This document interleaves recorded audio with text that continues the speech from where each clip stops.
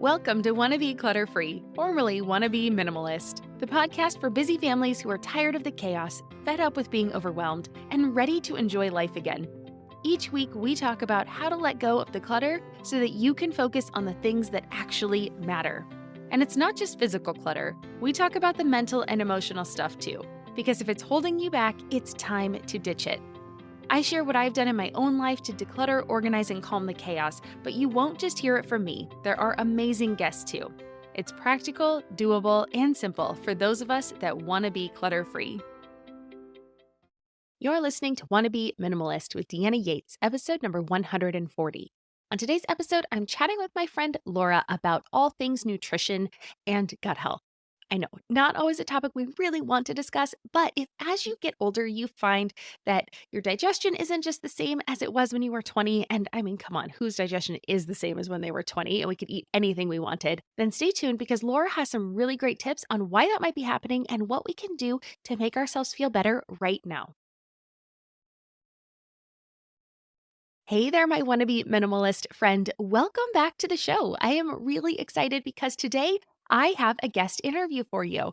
I know it's been a little while since I've had these on the show, and I'm really excited to welcome guests back. I do have several lined up for the coming months, and I'm just really thrilled for all this exciting new information I'll be able to share with you and just different perspectives. I love getting different perspectives. But if this is your first time here, well, welcome to the show. I am excited to have you. I hope you walk away with something that you can really implement in your daily life right away so that you can start making progress toward that life you really want to be living. And if you're coming back here, if you're returning to the show, well, thank you for coming back. I appreciate having you here and I do my best to just keep providing you interesting information so you want to come back for more. But if I could ask a quick favor from you, I would love if you would leave a rating or a review for the show. If you like what you hear, please, please, please head on over to Apple Podcasts and leave a rating. You can do the star review or you can actually leave a review as well.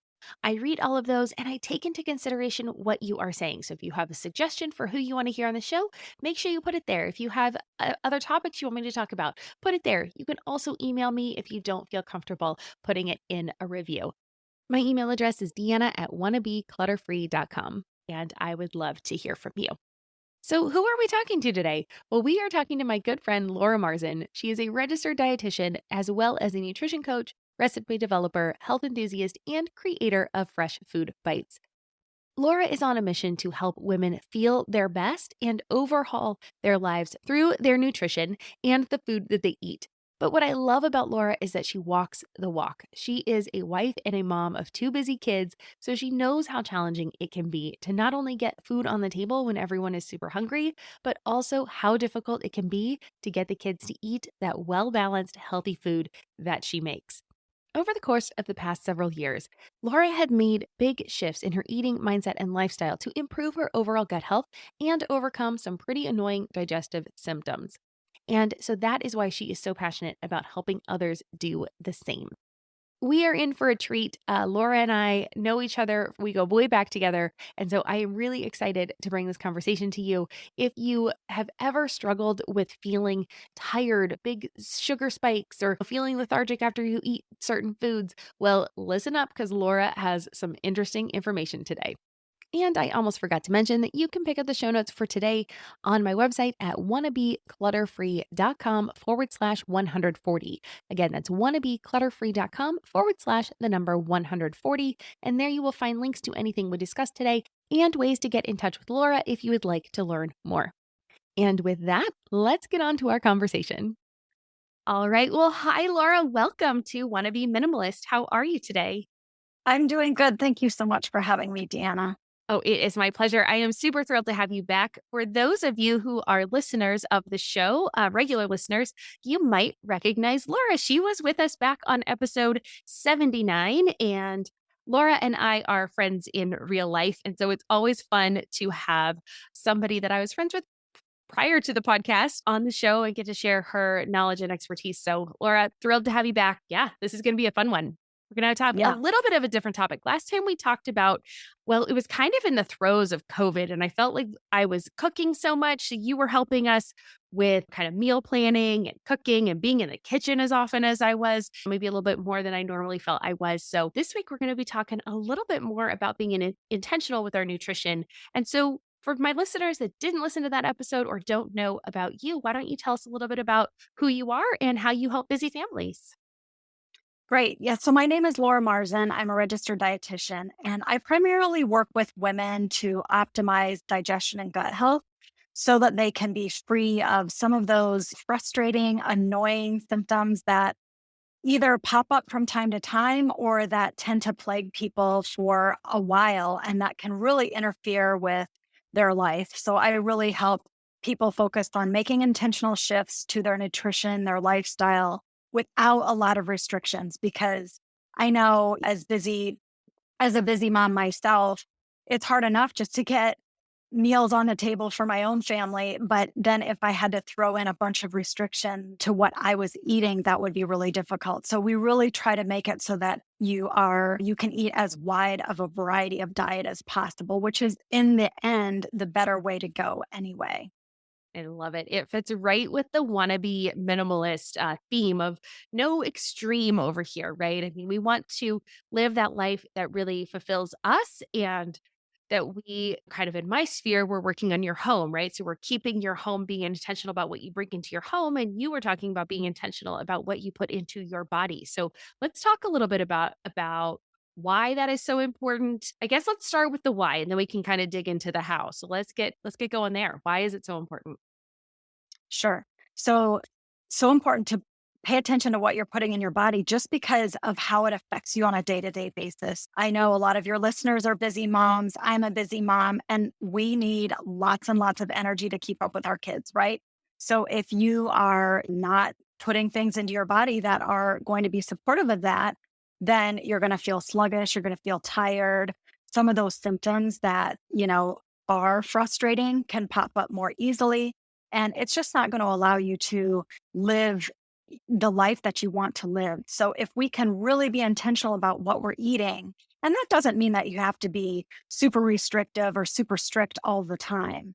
I want that to be very clear. But as long as you're intentional about not only what you're putting in your body, but also your lifestyle habits, it can really go a long way to give you that vibrancy, that energy that you really want to be able to get to all of your kids' activities and be able to enjoy them and travel and go hiking, do whatever it is that you feel called to do in your life. Yeah, awesome. Well, and I feel like we are entering a super busy season of life where we are now so much more on the go. Our daughter just started softball. We have practices and games, and we have music still, and she's in after school programs. And we've got so much on our plate right now that I think this is kind of one of those moments where we have to take a step back and be really intentional and kind of set ourselves up for success. So I want to talk about kind of that foundations of health because I can see this being one of those things where it's like, yeah, I totally get it. I get that food is fuel for my body, but gosh darn it, I just want to eat whatever I want to eat, right? And obviously we can't do that because we can't just like in our house, we can't just go out and buy everything we want to buy. It's gonna add clutter to our house, and just like the bad food, I don't know. I don't know that we should qualify any food as bad food. You can kinda you're the nutritionist, you tell me. Mhm. But just like I don't like to say there's bad feelings, it's all there, and as I'm a big fan of moderation, but I know that I can't eat pizza all the time, or at least I know my child can't eat pizza all the time. I don't wanna eat pizza all the time. So let's talk about how can we look at this one might be a little out there, but food as fuel, but also still enjoying it, right? Food is such a thing to be enjoyed to me. Let's kind of talk about that a little bit.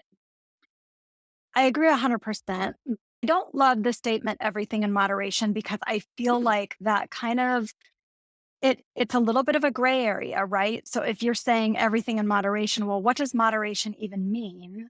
That's why I really prefer to help people to just be more intentional about it.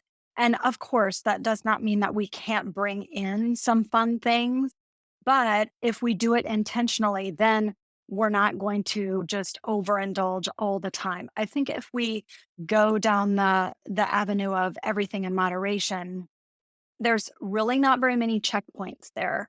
And I think it's good to have some checkpoints, which is one thing that I really try to help people to figure out what that is for them. But the bottom line is when you are supporting the foundations that really support your overall health, you are going to feel better. You're going to have more energy. And it's just going to motivate you to continue following those practices and continuing with those habits. So I like to say that if you want optimal health, there are about four pillars that really speak to that. So supporting metabolism, digestion and gut health, nervous system, and then our drainage and detoxification pathways. So I know all of that might sound a little bit overwhelming. Like, what even is all that stuff? But the great thing about it is that when we put certain foundations into place, all of those foundations are going to support all of those pillars. Okay, so that was a lot. Can you break those down just a little bit more? So you were talking about these 4 pillars, and for those of us that are not in the nutrition space that maybe don't quite understand what those all mean, can you break those down just a little bit more for us? Yes, I know they are a little bit high level, so I'll try to make it easy to understand. So, metabolism, we all have heard that word before, but typically when we think of metabolism, you probably just think that it's the thing that affects the number on the scale. But it does play a big part in that, but it also plays a role in a lot of other things. So, specifically, it impacts digestion. So, if your metabolism is sluggish, then your digestion is going to slow down. That can lead to excess bloating and gas, as well as constipation, which are definitely symptoms that nobody wants to have on a daily basis. So, then moving on to digestion and gut health. So, one of the main responsibilities for digestion is simply breaking down the food that you're eating and then absorbing the nutrients from the foods that you're eating. So, when you are absorbing those nutrients, then they go to all the different systems in your body and get used. And if you aren't able to digest, break down, and absorb all of those healthy nutrients from the foods you're eating, then your body functions aren't going to do the things that they're supposed to do as well as they should. So you can be the healthiest eater that you know, but if your digestion isn't working well, you're just not going to get the benefits from all of that healthy food. So that's one of the main reasons why digestion and gut health is so important. There's lots of other things, but I'm sure we'll talk about that a little bit later. Nervous system. So this is kind of a fancy term for the system of the body that's responsible for how we respond to stress. So, supporting this system of the body is one of the best things that we can do for our overall for our overall health, simply because we know that stress plays such a big role in a lot of different health conditions. So, you may have heard of the fight or flight mode or rest and digest mode. These are both part of the nervous system. So, the fight or flight mode is our sympathetic nervous system, and the rest and digest mode is our parasympathetic nervous system. Many of us are constantly living in that fight or flight mode or in that sympathetic nervous system, which means that we're just kind of always in a little bit of an overly stressed out state. And if we can support our nervous system, which doesn't have to just come from like chilling out more or just, hey, just lower your stress, as if those things are very easy to do. We can support our nervous system through nutrition, through our lifestyle habits. And so there's definitely hope there. I don't want you to feel like, oh, well, I just have all this stress. There's nothing I can do. There's a lot that you can do to help so that the stress that you do have doesn't impact you as much. And then finally, one of my favorite topics is detox and drainage. And I'm sure all of you have heard about detoxing and cleanses and whatnot. It's a really big topic, but I want to try to break it down for you so that you understand what's really happening because I think this term gets thrown around a lot and it doesn't get used in the way that it is that what really happens in the body. So when we think of detoxing, our body is trying to get rid of the toxins that we are all exposed to on a regular basis. We can't just say, oh, well, I just won't expose myself to any toxins. I mean, it's nearly impossible. We can do our part to lower the amount of toxins that come in, but there's always going to be toxins that our body has to deal with. Mm. So that happens in the liver. And I like to think of it as an Amazon warehouse. So if you think of an Amazon warehouse, there's lots and lots of different products in the warehouse that need to get to their final destination, right? So if we think of all those products, that would be similar to all of the toxins that are in our body. So those toxins are in our liver waiting to get processed and then to their final destination, which is getting out of our body. So in the Amazon warehouse, the products get packaged up into boxes and then they go out on the trucks and get shipped to their final destination, right? So in our liver does that processing. So it packages up all the toxins that are in our body. And then it has to put those packages onto trucks so that they get out of our body. And that happens through our urine and through our bowel movements. So think of bowel movements and going to the bathroom as getting those toxins out of our body. Those are the pathways.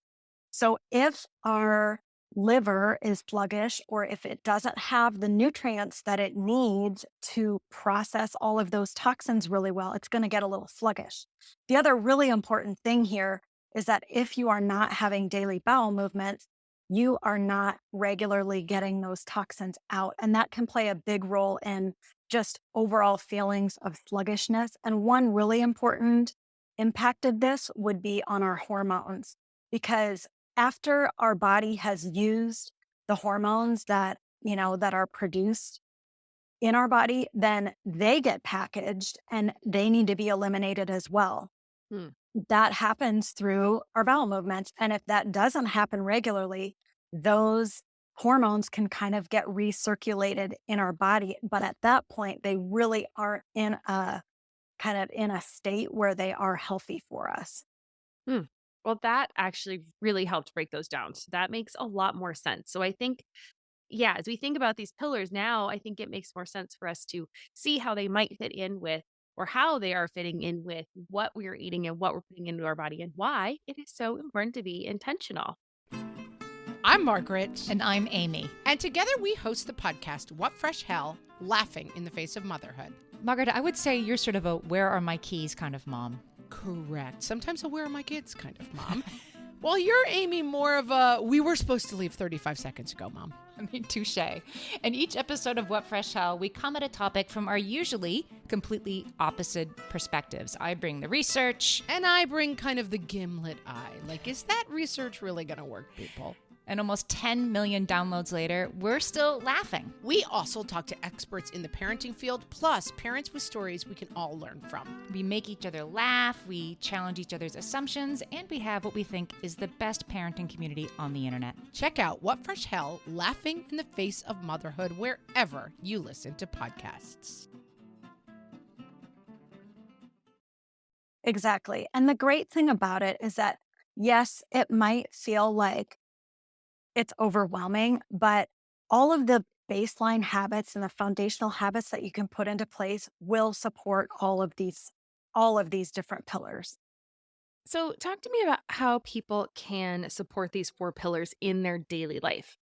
Sure. So some of the things that I really like to have people work on in order to support those pillars are nutrition, obviously, because I'm a dietitian. So that's always the lens that I'm looking through, but also stress management, sleep and rest, because we all need sleep and rest. And I know that's not always easy when you're in that busy season of life, but the more you can carve out time for yourself and for your family to have just those moments of downtime, of rest, the better off you're going to be.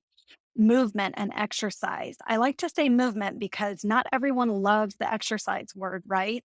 But we need to be intentional about building in movement throughout the day. And that does not have to mean that you have to go to a fancy gym. You don't have to have fancy equipment to get it done, but you need to be intentional about moving throughout the day. And then The last thing that I'll say as far as supporting all of those pillars is sometimes we need to take a deeper look into some of those areas to see if there are some deeper issues going on. So maybe you've got some digestion symptoms that are interfering with your day to day life. And if we look further, we can see that there are some imbalances in your gut health. You might have some issues with your thyroid, or maybe you've got some nutrition deficiencies that are kind of wreaking havoc underneath the surface. When we can look deeper and find those things, that's where we can really make a difference in how you're feeling on a day to day basis. So you get the foundations in place. If those aren't really moving the needle for you, we take a deeper look and see what's really driving some of your symptoms and some of the things that are holding you back from living the way that you really want. So fascinating. Okay, there was so much to unpack there. That was a lot. So I'm going to circle back to a couple things. I want to circle back to gut health. I want to circle back to thyroid. But before we get there, I want to talk about habits because I talk about habits a lot. I think habits are super important. I think it just makes it so much easier to live intentionally when you set yourself up. From the get go. And so I know habits are really kind of buzzy right now, right? Like everybody's talking about habits and routines and all that kind of stuff. So you had kind of mentioned habits. What are some baseline habits that somebody can do to get started? Because I know a lot of people are thinking like, okay, maybe I do want to be more intentional. Maybe these pillars sound great, maybe a little overwhelming, but how do I get started? Like, where's step one? Right. So, step one is kind of getting your nutrition and your lifestyle habits kind of dialed in. But there aren't like big sweeping changes that need to happen necessarily. Sometimes it's a matter of just putting little habits in throughout the day that will really help to support your overall health. So, I'll talk about a couple things. So, one of the biggest things that I myself tend to work on with clients is blood sugar balance. And I know this is a huge area in the world of functional nutrition. It's one of the best things that a person can do to support their health. And I know when you hear balanced blood sugars, automatically your mind probably goes to, well, I don't need to worry about that. I don't have diabetes. And yes, that may be true, but when your blood sugar isn't balanced, it can create lots of inflammation in your body, and when your blood sugar isn't balanced, that's when we tend to see those energy crashes. So if you are having that mid afternoon energy crash, I would number one, look at your blood sugar balance and see how often are you eating? How much are you eating? Are you putting together balanced meals? So that's one habit that I will talk about first is just building really balanced meals. So that's going to include a good mix of protein, fiber, and healthy fats. If you can include like all those components into your meals and snacks, that's going to go a long way to help your blood sugar stay balanced throughout the day. Do you have an example that somebody might be able to follow? Like, what's one of your favorite balanced meals, maybe for yourself, for your family? Because I know we have a lot of families that listen to this podcast. One thing I really like to recommend that people do is when they're looking at their plate is to just kind of mentally divide it into thirds. So if you think about just a regular round plate, you would want one third of that plate to get filled up with non starchy vegetables. So things like broccoli, asparagus, carrots, beets, onions, anything like that. One third of your plate would go to protein. So that would be your chicken, your fish, your beef. Tofu can fit in there, as well as like Greek yogurt is really high in protein as well, cheeses, those kinds of things.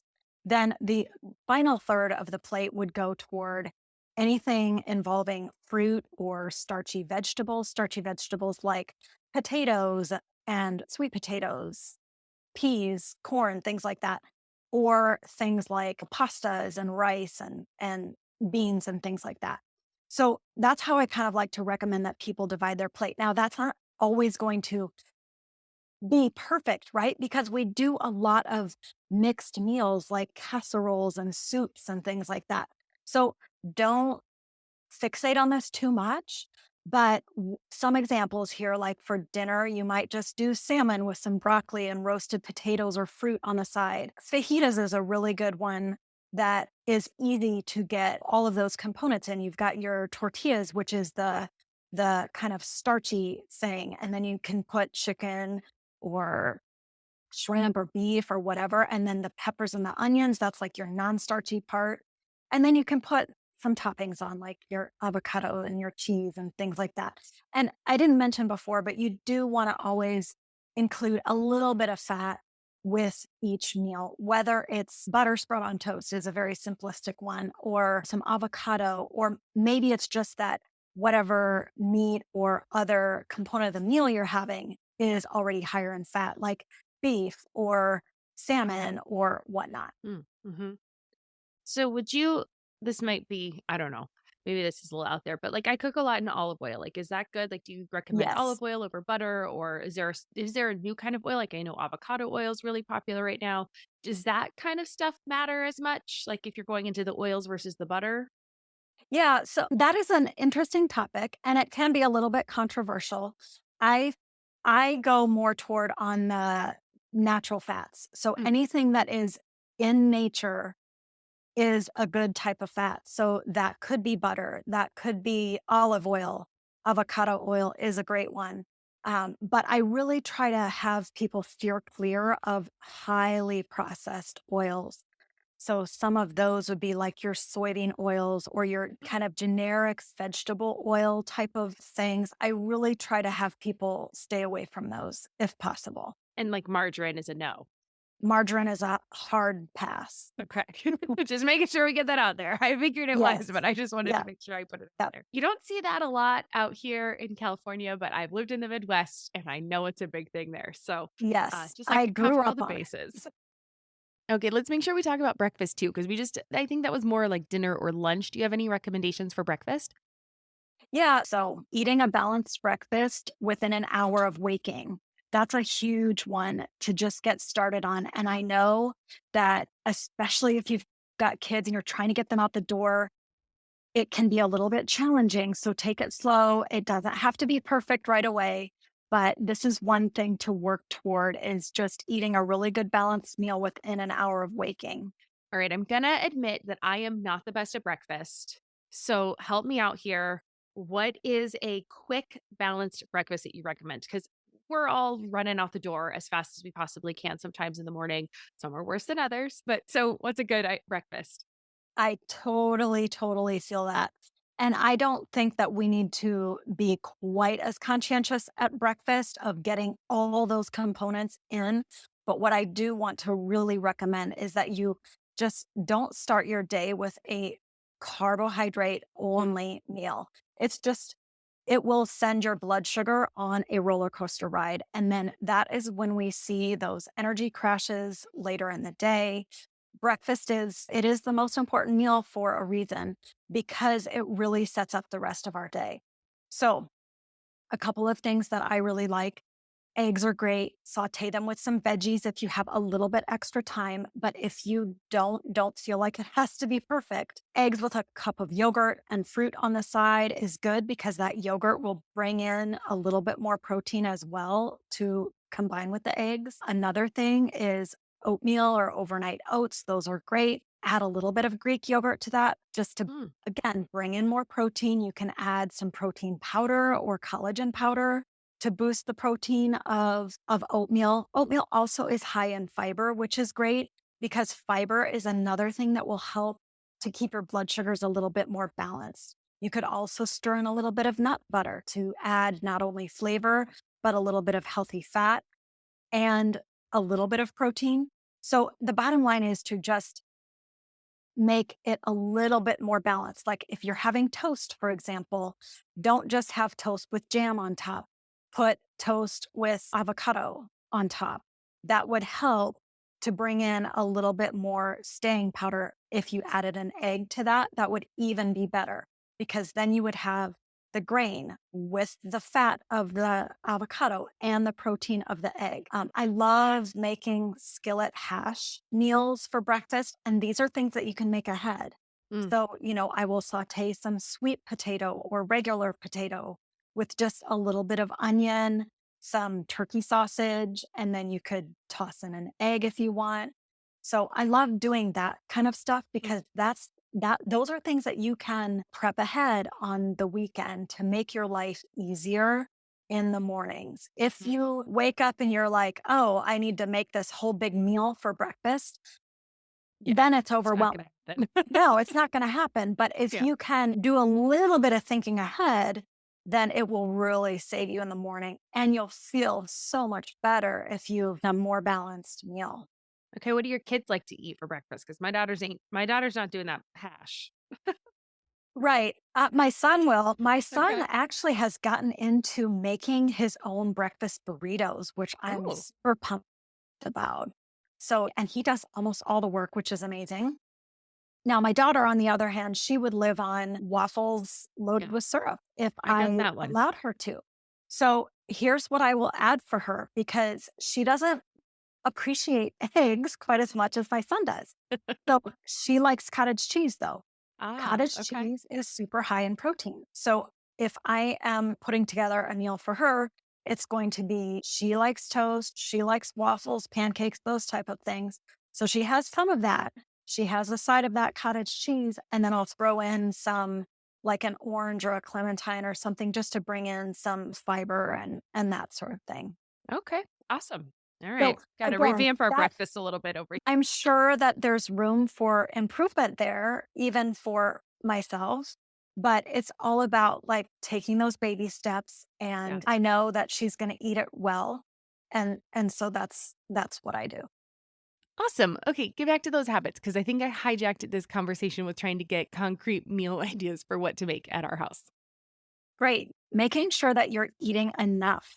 So a lot of women fall into this trap of like, oh, I want to maintain my weight or I want to lose those last 10 to 15 pounds or whatever it is for you. And you automatically go into this mindset of, oh, I just need to eat less and exercise more.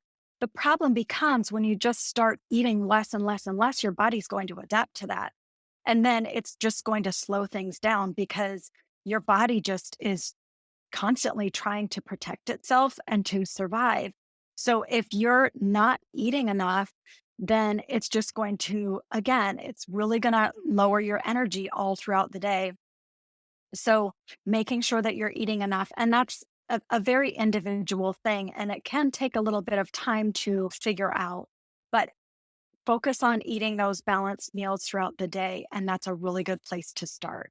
Consuming more minerals. So, minerals is a big deal. They play an important role in so many different functions in the body, and they are often overlooked. Vitamins tend to get all of the glory, but really it's the minerals that are supporting all of those functions in the body that are so important. So minerals are things like potassium, magnesium, sodium. Those are three of the big ones. And it's important to get enough of those throughout the day. So, using good quality sea salt, potassium, eating a lot of potassium rich foods. So, potatoes, starchy vegetables, fruits, aloe juice, coconut water, those are all really high in potassium. So, really focusing on that.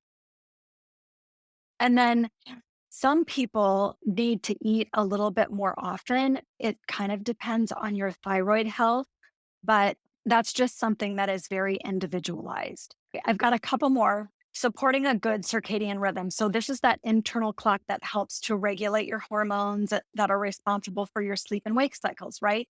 So, a couple of really easy things that a person can do is to get outside and get a little bit of natural light, a little bit of natural sunlight first thing in the morning. So maybe that's just 5 to 10 minutes. It can be a walk, it can just be sitting out on your patio drinking a cup of tea or some lemon water in the morning. But getting that right away in the morning is really beneficial, but then also throughout the day. And that also means that you're not wearing sunglasses when you get that. You don't have to be staring right at the sun. We don't want to do that. But indirect light is fine. But just getting outside in that natural sunlight is important throughout the day. And then shutting down your screens 2 hours before bed. I know that can be difficult for some people to do. If you can't do that, just wear some blue blocking glasses if you have to be on a screen close to bedtime. And then avoiding caffeine after about noon would also help to support your circadian rhythm, which is one of those baseline things that we just really need to do. Regular movement is another thing. I kind of mentioned it before, but just getting regular movement throughout the day. So, a couple of things that you could try is to just take a 5 to 10 minute walk after each of your main meals. This is a very easy habit that you can work in. You don't have to change into exercise clothes. You can just get outside, make sure you have some comfy shoes on. And that not only will help to just build in more movement throughout the day, it will also check off that box of getting a little bit more sunlight. And it helps to manage your blood sugar balance as well. Okay, so let's pause for a second. I want to recap because that was a lot, but it was super helpful. So I want to make sure everybody understood what you were saying. So you were saying the top four habits that we should be doing each day are one, eat balanced meals, two, get enough minerals in our diet and not just focus on vitamins because vitamins have had their time in the spotlight. We all hear about vitamins all the time, but minerals are also important. 3, get outside. It's as much as we can in the morning, it's very important, but if we can also get out throughout the day, that is also important, and that's gonna help us set our circadian rhythm or our internal clocks. And then 4, move more throughout the day. Did I get those right? You got those perfect. I mean, and of course, just work toward those things, Yeah. build those habits little by little. Yeah. Okay. So I have some questions, kind of follow up. I want to go all the way back to the blood sugar balance. Like, how do we know that's off, right? You said the first thing people think of is, well, I don't have diabetes. The first thing I thought of was like, should I like prick my finger to take a test and find out what my blood sugar is? Like, I was just like, how do I Right. even know where to start with blood sugar levels? Like, is it just how I feel after I eat? Is it what am I looking for there? Sure. It can be a couple of different things. You can certainly prick your finger if you want to check, No thanks. but I know most people don't want to do that, which is fine. There are some products on the market called continuous glucose monitors. They're a little bit on the pricey side right now, Mhm. but I suspect that they'll come down in cost as time goes on because they are somewhat newer to the market. And it's basically like a patch that you put on your arm and it will help to just monitor your blood sugar throughout the day. And so you can keep that on for a week or two and just see how things are trending. That's a little bit higher level.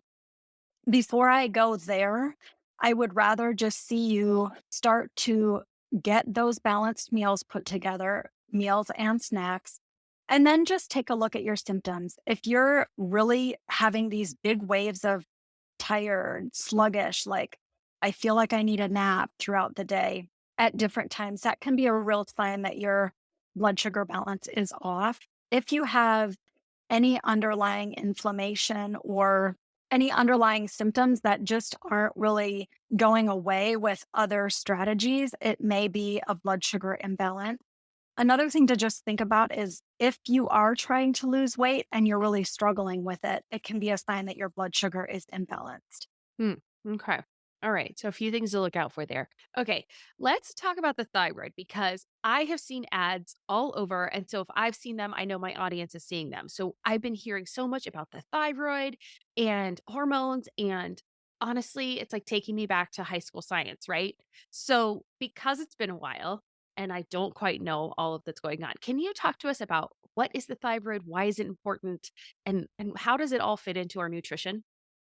Yes. So the thyroid is like, oh, it's one of those glands in our body that does so much and it impacts us so much. So it's not surprising that you're hearing and seeing more about it because we're learning so much more also. And we know that it's very important. But basically, so it's a gland. So it's part of our endocrine system. So all of the glands in our body, like our ovaries and our pancreas and the thyroid, those kinds of things.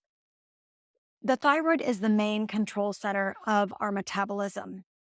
So when it senses that we need to slow down a little bit because it's not being as supportive, it will literally just slow down our metabolism. So I kind of like to think of it as a thermostat. So if you think about in your home, a thermostat, if it's a little too warm, you're going to just crank that thermostat down a little bit so that it cools off, or vice versa. You're going to ramp it up if you need more heat.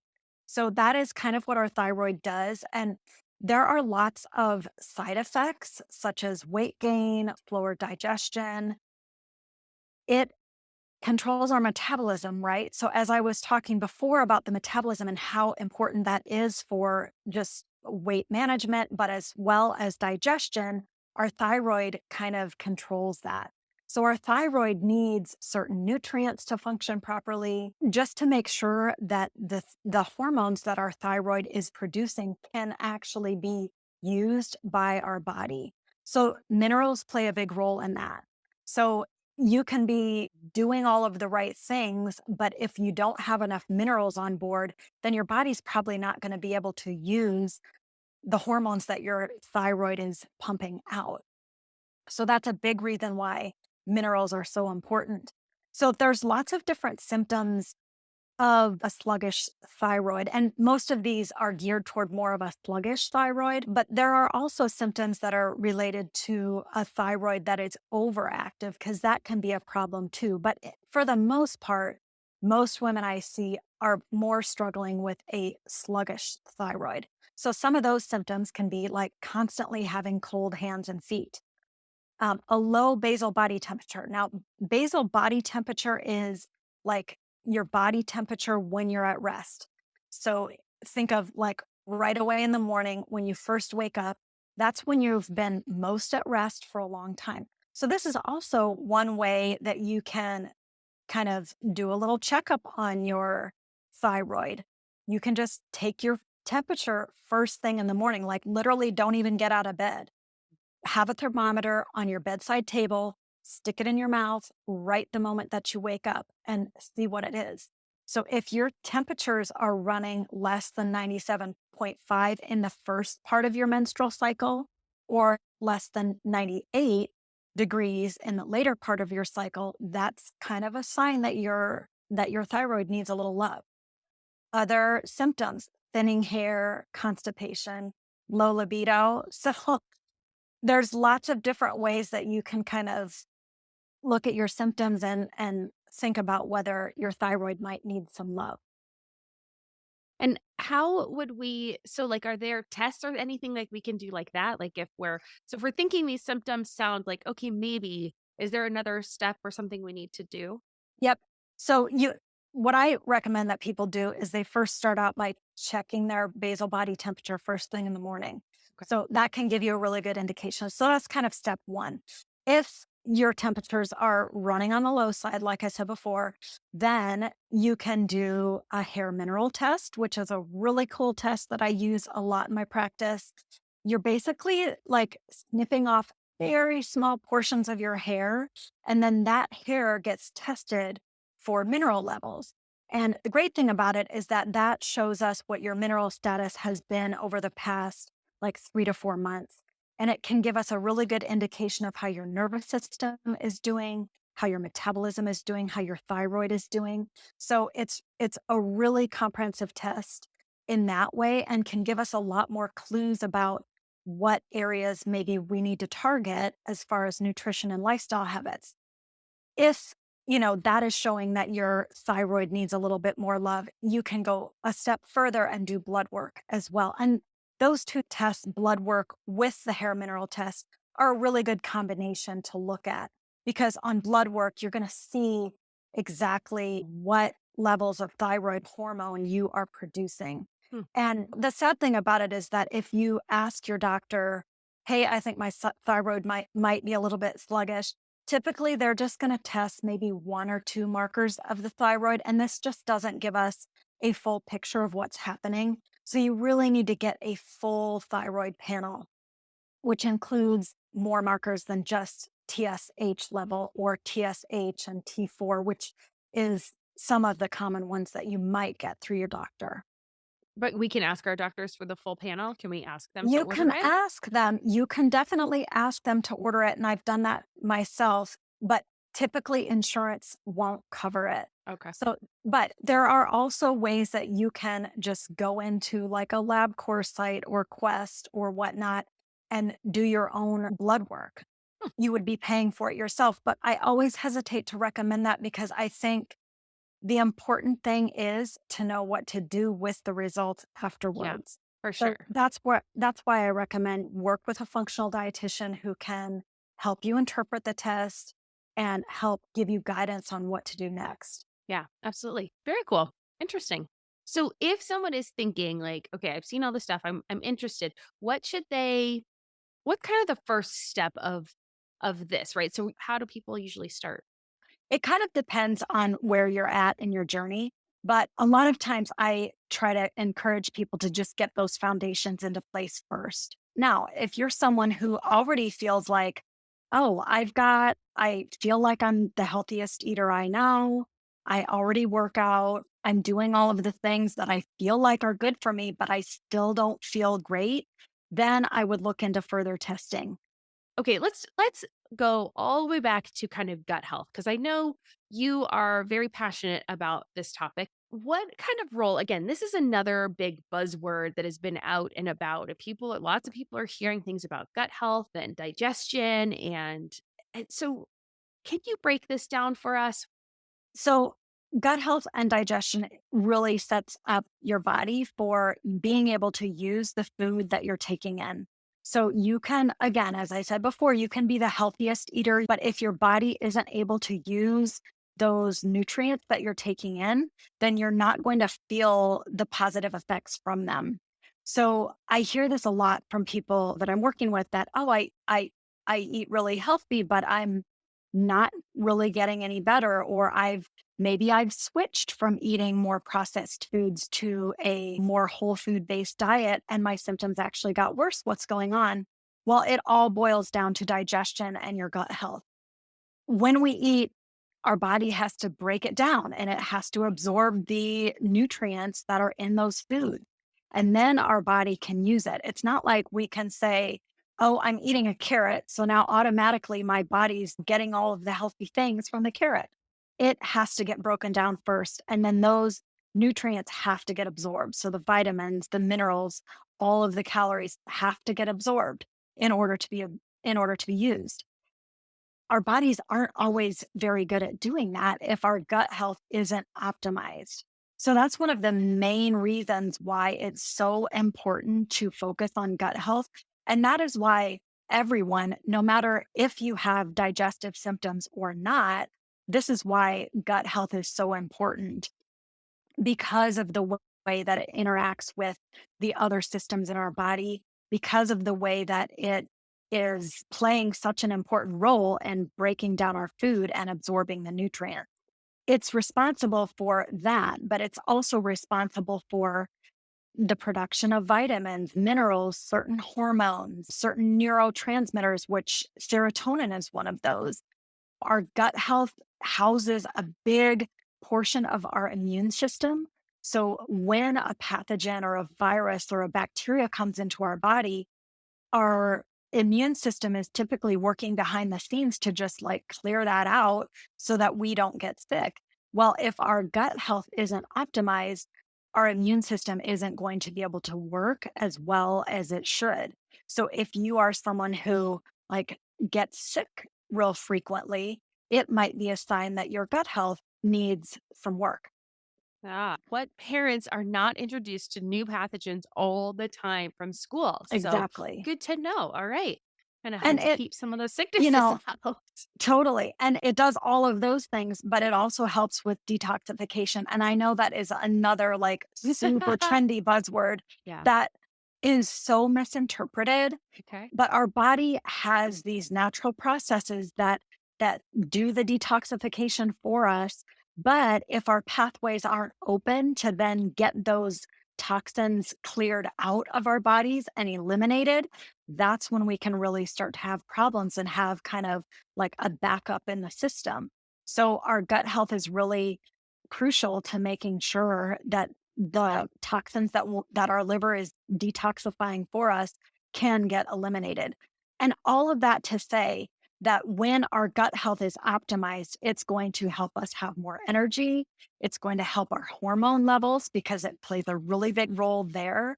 And it's just going to help you feel better after eating. So I know a lot of women struggle with excess bloating after eating. And so automatically you start to think of, oh, well, it must be this certain food that I'm eating or Mm, something that I'm drinking, or you start to kind of nitpick everything that you're taking in and think that, oh, it must be the food. But in reality, it's the environment that that food is going into. And if you can optimize the environment that it's going into, you're going to be able to digest that food without any of those side effects that you don't want. okay, I'm getting it. So now it's more, I see what you're saying, right? It's not full elimination because I think you were saying that at the very beginning. You didn't like, you don't want to say that you can never eat these things again. You have to get rid of them forever. And this is why, like, once you get that environment under control and it's healthier, you can maybe have the ability to eat more of these foods that you really enjoy, but maybe aren't the happiest right now after you enjoy them. Does that make Right. sense? Yeah, it does. Absolutely. It all boils down to that because Yeah. we can't just continue to take out more and more foods Yeah. without addressing the underlying issue that's creating the symptoms in the first place. And that all boils down to optimizing your gut health and your digestion. Well, that's good to know. I think a lot of people get really nervous about this kind of stuff because they think like I'm never going to be able to eat that thing again that I really love and so I don't even want to know because I just don't want somebody to tell me that Right. I can't eat that ever again. For a lot of women who have battled some of these symptoms for a long, long time, there can be a real challenge around like food fear because Mhm. you're so used to eating and not feeling well after that you just don't even know what it's like to eat and feel good. Mm. And so there can be a big fear factor around reintroducing foods. And to that person, I would say, just don't settle for less than your best health because it is possible to overcome that. It's possible to get rid of what's causing those symptoms in the first place. Well, that I think is a great way to kind of wrap this up because I think that is a good way to just say, you deserve to live your best life and you deserve to be able to eat the foods that are going to support you and that you enjoy eating and you deserve to feel amazing. And so, gosh, if anybody listening to this doesn't feel great about eating, please reach out to Laura so she can help you really get to enjoy your food again and feel great. So, where can people find you because I know they're going to be interested? My website is freshfoodbites.com, and you'll find a few free resources there, as well as a page if you're interested in my nutrition coaching services. I'm most active on Instagram, and you can always DM me there if you have any questions. My handle there is Fresh Food Bites, all one word. Perfect. And we will have links in the show notes. So, of course, anybody can find you if they're listening to this on the go and they can't write that down. Just click on over and you can find Laura. All right. And I know we did this a while ago, but it has been a long time since episode 79. So, I'm going to end again with my three rapid fire questions that I love to ask at the end of every interview. And so, the first one is, what does minimalism mean to you? Minimalism to me is all about just being intentional with what you bring into your life. And I know that's kind of exactly what you say, but it really speaks to me. And I'm still working on it because I'm definitely not perfect at it. But I feel like as I grow in my journey with it, it's becoming easier and easier. Awesome. Well, and it fits right in with what you talk about with your food, being very intentional about what you bring into your body. It's very similar. So awesome. And number two, what is one of your favorite pieces of advice? It could just be about nutrition, it could be about life in general, it could be about habits, something you'd like to share with the audience. I'm going to go back to something I said earlier because I think it is so important and so undervalued, but that is getting outside more often. I mean, I just know that when I get outside for a walk, even if it's only 5-minute walk, just being in fresh air, being in nature, it just really helps to reset my mind and just helps me get off on a really good start to the day or even in the middle of the day. It just helps to kind of reset things. So just anytime that you can pop outside for a few minutes, do it. Oh, love that. And the last one, what is making you happy right now or in this season of your life? Gosh, there could be so many. I will say just watching my kids thrive and watching my kids just decide who they're becoming. It's as they get older, it's just I watch them grow. I watch them take things that maybe we've suggested to them in the past, but they were kind of unsure about and try and thrive at. And it's really fun to watch. My daughter's been cooking more, and I just love watching her just want to do it on her own. And my son has been exploring different activities through school. I really love watching him do that too. So fun. Yeah, it's so interesting as a parent, right? Watching your kids. Like it's like you're just watching your heart, your love, everything is out there. And you're just like, oh, and just having those moments. Oh, so true. So true. Aw, thanks for sharing, Laura. Well, this has been wonderful. So much information, so much helpful information. And I think it's really good just to get back to some of those foundational basics that you were talking about. So awesome. Thanks for bringing this to the show today. Have a great day. You're welcome. Have a good afternoon, Deanna. All right. Cheers. Wow. Well, as you can see, Laura is a fountain of information, and I am so happy that she could join us on the show today to talk to us about nutrition and how to be more intentional with our food and lifestyle choices so that we can have more energy and just feel better as we go about our daily lives. But now it is your turn. I would love to hear your thoughts on this episode. What were your favorite parts? Did you have any big takeaways? Anything you want to implement after this episode? Come on over to Wanna Be Minimalist, the family group on Facebook, and share. Sharing what you've learned helps you retain it, and thus it makes it easier to put into practice.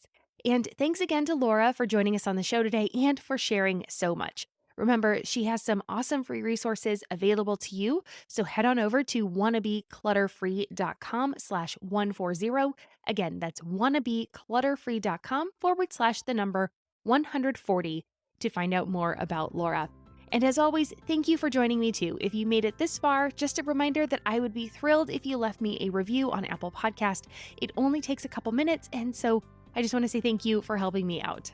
And with that, I hope you have a fantastic day, and I will see you back here next week for another guest episode. I'll be chatting with Sarah Roller, a financial coach, about how money and stuff affects the transition to parenthood. We chat about aligning your spending with your values, ensuring that your money is helping you live the life you want, and building a strong foundation for your family. There are so many similarities when it comes to our money and our stuff, so make sure that you hit that subscribe button if you haven't done so already so that you don't miss it. I'm Deanna Yates, and you've been listening to Wanna Be Minimalist. Cheers.